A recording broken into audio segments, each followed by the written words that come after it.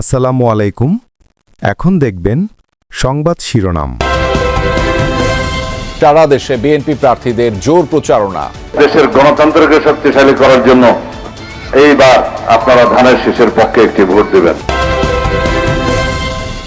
ঢাকা 18 আসনে এনসিপির প্রার্থী আদিবের উপর হামলার নিন্দা। ইসিতে গিয়ে আনুষ্ঠানিক অভিযোগ জানালো দলটি, দোষীদের গ্রেফতারের দাবি। সেনা সদরের সশস্ত্র বাহিনীর ঊর্ধ্বতন কর্মকর্তাদের সাথে প্রধান উপদেষ্টার মতবিনিময়। দেশের মালিকানা জনগণের কাছে ফেরত দিতে হবে এমন প্রত্যয় নিয়ে কক্সবাজার 1 আসনে প্রচারণা চালাচ্ছেন বিএনপির স্থায়ী কমিটির সদস্য সালাউদ্দিন আহমদ। বাংলাদেশের ইতিহাসের সবচেয়ে গুরুত্বপূর্ণ নির্বাচন, সেই নির্বাচনে আমরা দেশের শক্তির পক্ষে থাকি। দলমত নির্বিশেষে সবাইকে আহ্বান জানাবো, আমরা দেশের গণতন্ত্রকে শক্তিশালী করার জন্য এইবার আপনারা ধানের শীষের পক্ষে একটি ভোট দেবেন। ফেনী 3 আসনের মানুষের জন্য কাজ করার আকাঙ্ক্ষা নিয়ে ভোট চাইছেন বিএনপির ভাইস চেয়ারম্যান আব্দুল আউয়াল মিন্টু। জানান, উন্নয়নের ক্ষেত্রে স্বাস্থ্য, শিক্ষা, কৃষির উপর বাড়তি নজরদারি থাকবে। একই আসনে লড়ছেন জামায়াতের প্রার্থী ডাক্তার ফখরুদ্দিন মানিক। একটা ভোট দিয়ে যদি আপনারা সুযোগ করে দেন, তাহলে আমার বাপ মতো ভাইদের মতো আমিও আপনাদের সাথে সবসময় থাকবো ইনশাআল্লাহ। মানুষের কাছে দারুণ সাড়া পাচ্ছি।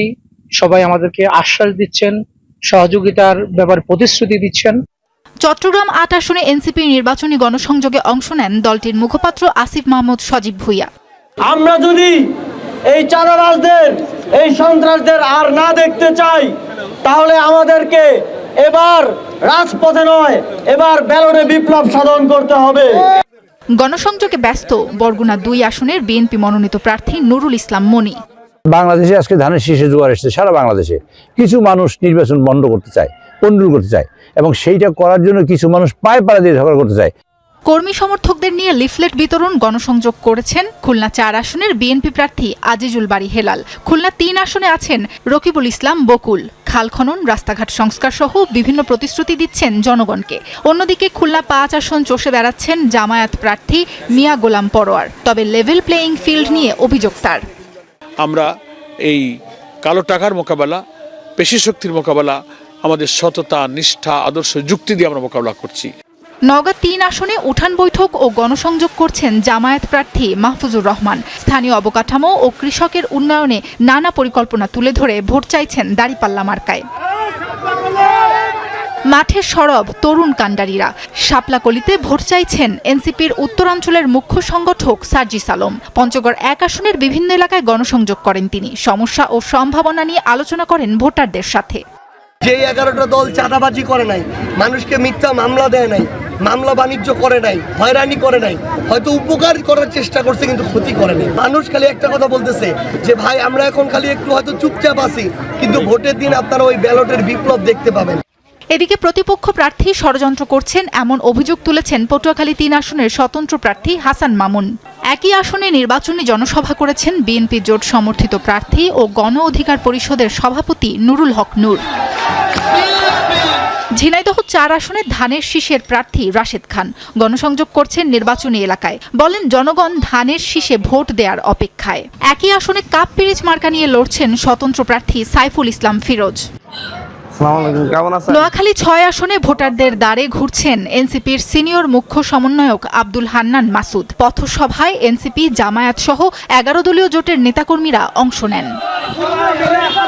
নির্বাচনী প্রচার চালানোর সময় ঢাকা 18 আসনে 11 দলীয় জোটের প্রার্থী আরিফুল ইসলাম আদিবের উপর হামলায় জড়িতদের গ্রেফতারের দাবি জানিয়েছে এনসিপি।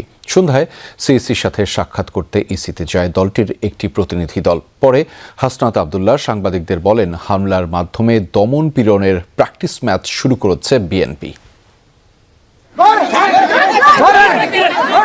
ঢাকা 18 আসনে এনসিপি ও 11 দলীয় ঐক্যের প্রার্থী আরিফুল ইসলাম আদিবের জনসংযোগে হামলা।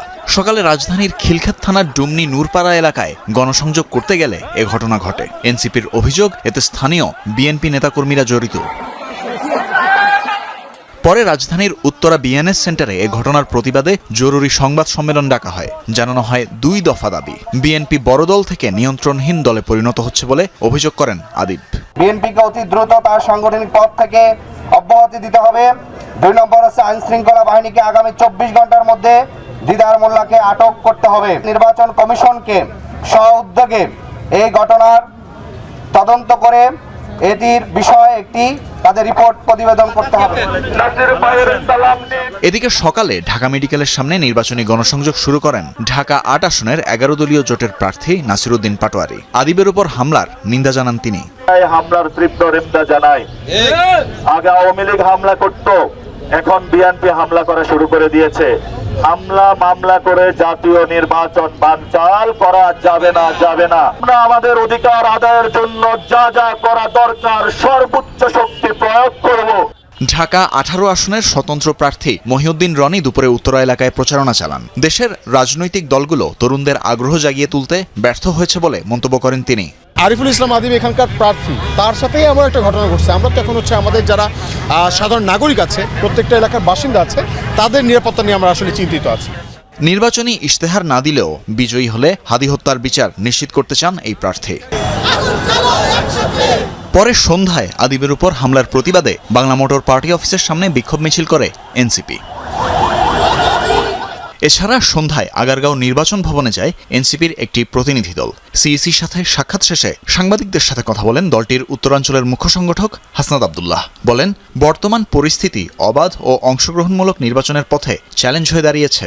আজকে প্র্যাকটিস ম্যাচ শুরু হলো এবং বিভিন্ন সময় আমরা দেখেছি যে কেন্দ্র দখল করার যে একটা প্রবণতা থাকে, ভয়ভীতি দেখানোর প্রবণতা থাকে, এবং আমরা এটাও বলতে শুনেছি যে যদি প্রতীকে ধানের শীষ না থাকে বা একটা সার্টেন একটা সিম্বল না থাকে, তাহলে প্রয়োজনে বাড়ি থেকে ছাপিয়ে নিয়ে গিয়েও হচ্ছে ওই প্রতীকে ছিল মারবে। এই ধরনের বক্তব্য আমরা বিভিন্ন সময় আমরা দেখেছি।